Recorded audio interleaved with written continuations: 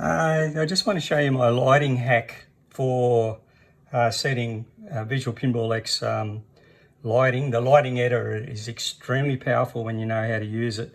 I always start with a standard set of numbers, and I'll show you how to do that, how I do it. This particular table is, I've deliberately set it to wash out, and the flashes as the table was built, which are a little bit powerful for my liking. So I'll just get out of this and I'll show you a couple of things. First thing is, if the playfield lights are blowing out, and I'm sure Loaded Weapon has done this, and just lower that bulb intensity scale. I typically run that around about 0.3, 0.4, but in this particular case 0.8 is working fine for the powers that have been set for the lights.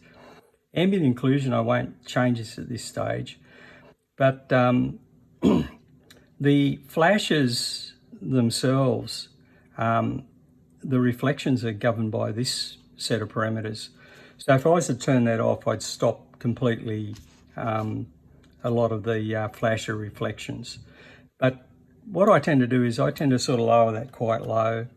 In this case, the full scale is 0.1, and the bloom strength in this case, I'll just make a 0.05. I go that hard at it to tone it down. I don't mind the filmic tone mapping. I'm happy with that.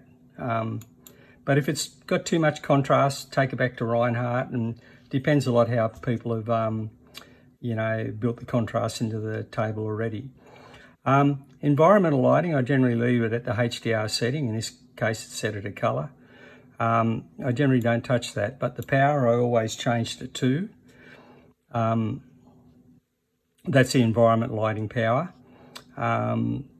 For the overhead lights, I set the power to 400,000, and I do this regardless if it's EM, solid state, or Modern DMD table. Height, I like 8,000. It tends to give a softer lighting. Lower the lighting, the harder.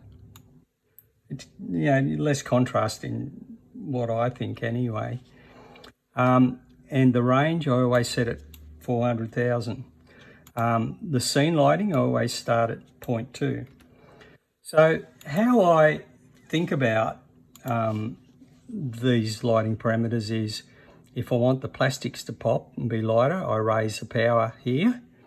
And if I want to make the table darker or lighter, I use the scenic light scale. So I'll take that up or down.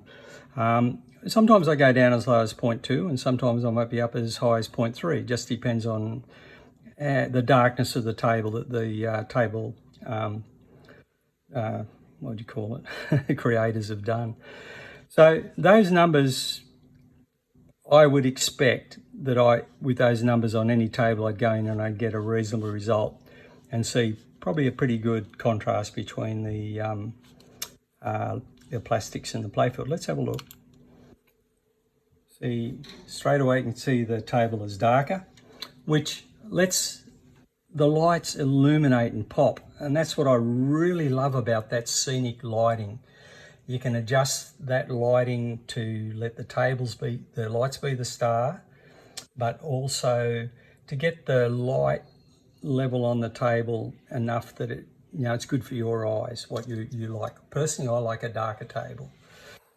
You can see now with those parameters that the plastics are now actually starting to lift, and you get separation.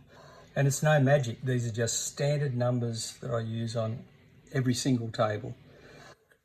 I would probably like the table a little bit lighter for my eyes, and I could probably do with a little bit more pop on the plastic. So I'll just get out of that and I'll just do a little tweak.